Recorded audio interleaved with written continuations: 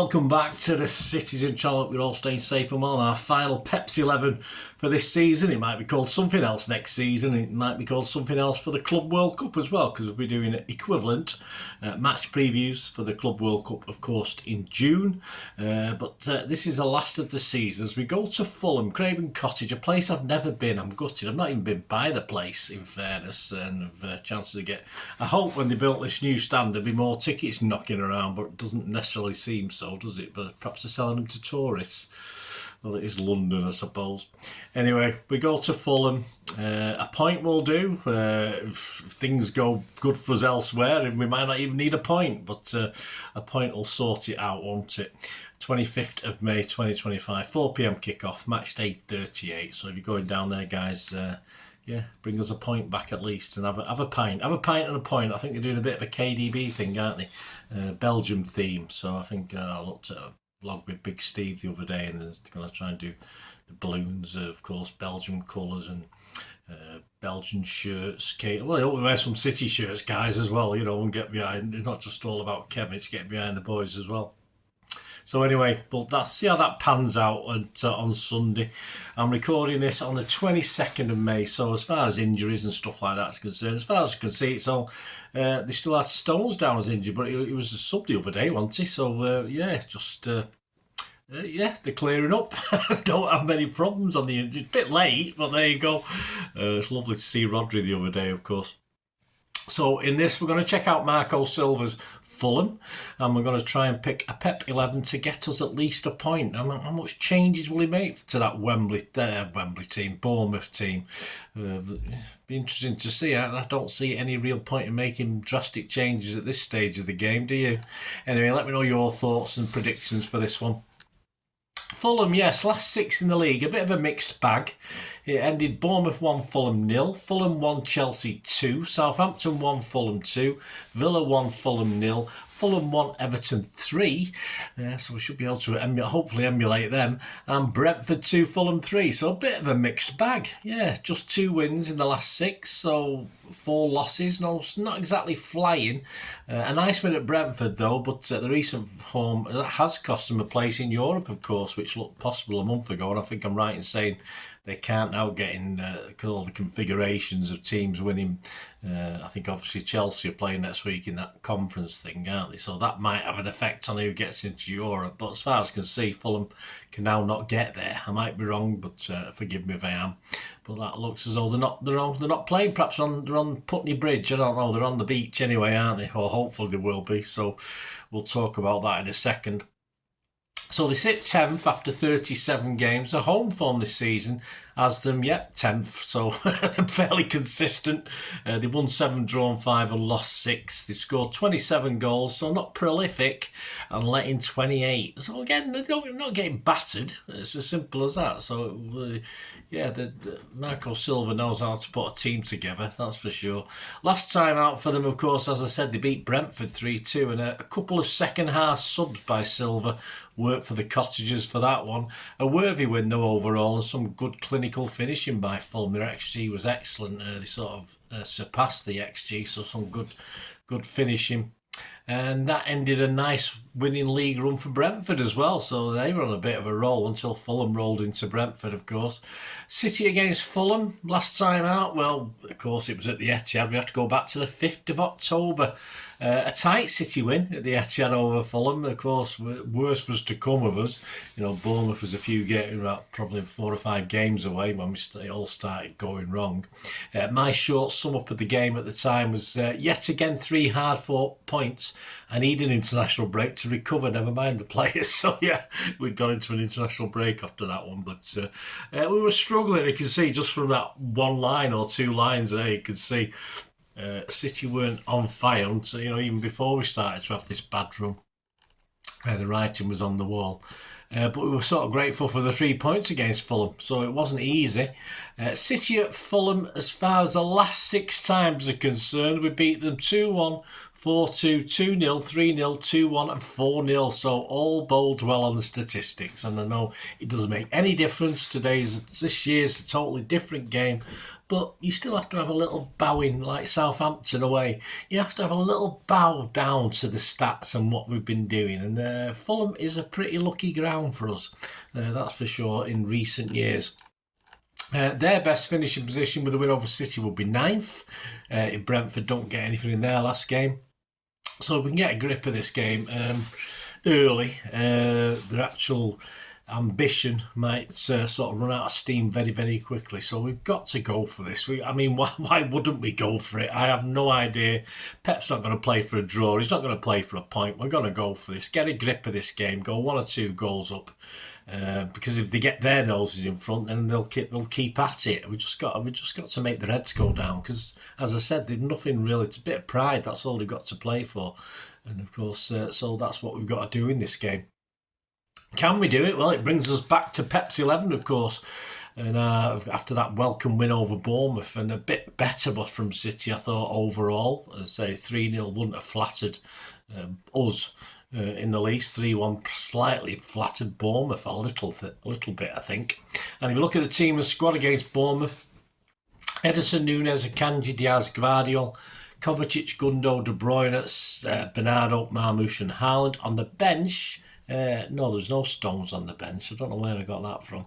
Ortega, Aki, Grealish, Doku, Nico, Rodri, Foden, Bob and O'Reilly. So, yeah. So Stones presumably still injured.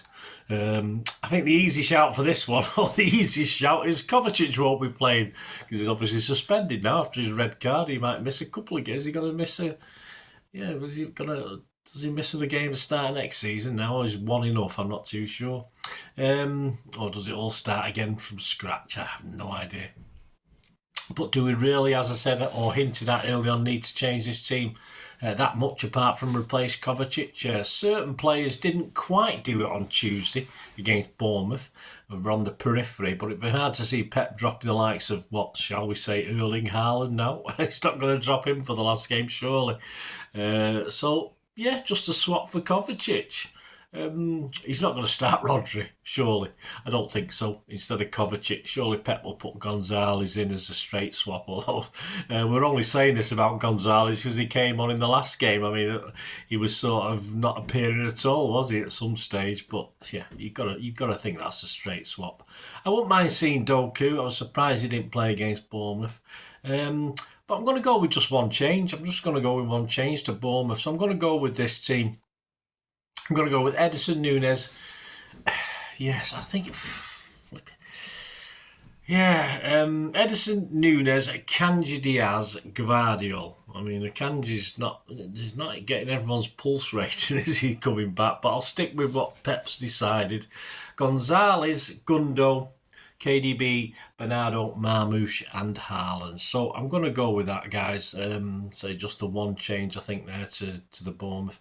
On the bench, you've got the likes of Ortega, Aki, Grealish, Doku, Rodri, Foden, Bob, O'Reilly and Lewis. So perhaps certainly 1 or 2 players who could change things around if it's not going to plan. Let me know your thoughts, guys, anyway. On that 11... Right, predictions. Andy Morrison. This. Don't forget, he wrote this probably about 3 or 4 weeks ago. This is what he said. This is all about where both teams are going into the final game. Like Bournemouth, the threat increases if Fulham can still qualify for Europe. Nope, I don't think they can, Andy. Don't underestimate what a carrot that is. Well, it's not a carrot they're going to be eating now, is it? For clubs who rarely compete on that stage. And if they have a chance, they will go for it. They haven't.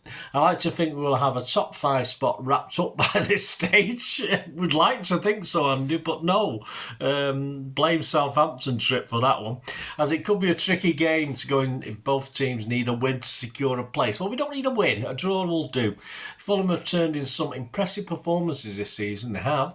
Whatever the situation, I believe our need will be greater. It certainly is. If it comes down to the wire, and that will be the difference on the day. And Andy Morrison is going for Fulham 0, City 2. Please be gamble aware and never bet more than you can afford, guys. But when the fun stops, stop, all that sort of thing. The bookies at the moment, you can get generally 17-2 on a 2-0 City win. The odd place you can get 9-1. Personally, yeah, I almost went 2-0, but again, I'm sort of struggling to think we'll keep clean sheets. So I'm going to be boring again and go for a 3-1, as it was at home to Bournemouth, because me and Andy got that spot on. So, yeah, I'll be happy with 3-1. You get 11-1, 12-1 in a place on a 3-1 City win. Other odds, yeah, City to finish top 4. Yeah, 1-10 on. Right, okay, so that's a bit better than it was about 3 weeks ago, that's for sure. 1-9 in a place, but yeah, don't let us down or make the bookies look like fools, City. Get this done. Other popular scorelines, 2-1 for City, you can get 7-1 eights in a place on that. A 1-1 draw, which is enough for us, 15-2 8 in a place. A 1-0 City win, you get 9s, 10 in a place. And the first time you can get a Fulham victory, you can get a 2-1 Fulham victory at 14-1. You can actually get 18 in a place for that one. And the match odds themselves, yeah, City not long odds on. So again, if you don't mind betting a little bit of odds on and you fancy just to win it, 4-7 on. So again, put a tenner on. You'll get what, 550 back, something like that. Anyway, if you put 7 on, you get 11 back. That's easy to work out, isn't it? So there you go. Fulham a 4-1 to win this, and a draw is 16-5. So again, as ever, when you play City, most teams, you can touch that Fulham fans, the draw or the Fulham win, and help yourself to a few quid, and say as long as City don't win it, you're all right.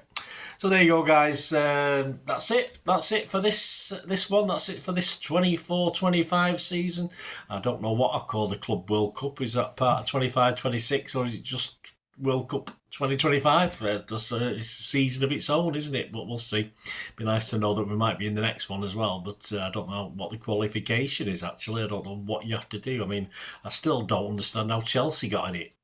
I have no idea. But anyway, doesn't matter, does it? I can't remember, when did they last win the league? I don't know. Is it because they won the Champions League in recent history? I don't know. I have no idea. Anyway, join me for that. There'll be some match previews, of course, of those games in June.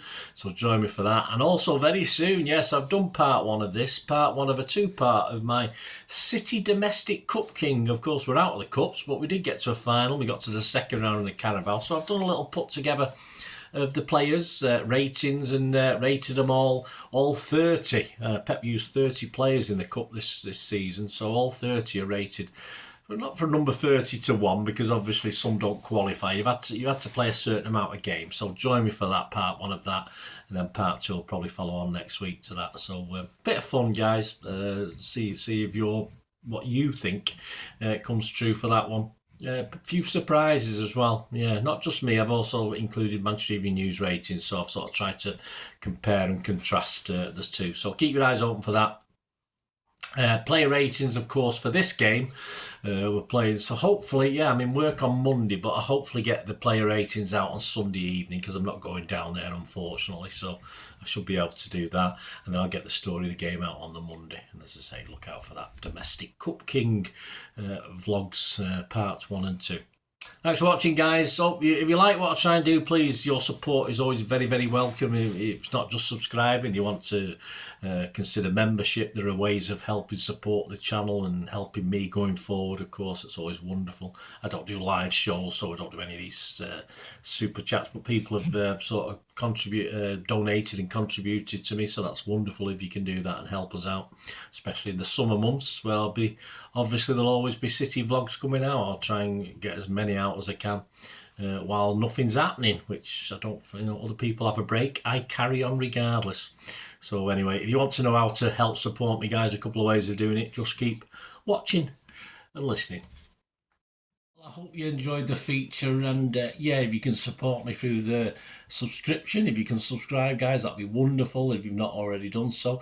We do actually have memberships at the moment, just 99p a month, so you get access to all my City stuff, including all the history vlogs, dozens and dozens not been published yet, that you get immediate access to, and every time I do a edit and do a vlog, you get immediate access to it as well. So you can have a copy of scripts as well if you want any hard copy of the sort of things I do on matches and teams and managers and players, etc, etc. So if you can join the membership, that'd be wonderful. We do fine. And yeah, if you want to support the channel just by watching the ads, that helps. Watch the ads, let them play through while you just have to check your phone or something, let it play out. And of course, if you follow any of the links, that always works as well. You know, you follow a link to one of the ads and you fancy something. I've done it myself. I've followed a link and actually purchased something from another organisation. But you know, it can happen. It can happen. Not all ads are stuff you're not interested in. And of course, you can give us a like, guys. That would be absolutely fantastic. All likes are much appreciated. Anyway, thanks for watching. Until the next time, of course, I only ever ask one thing, don't I? Please, I ask you all to stay safe, especially you Blues. Until the next time, come on, City. Bye for now.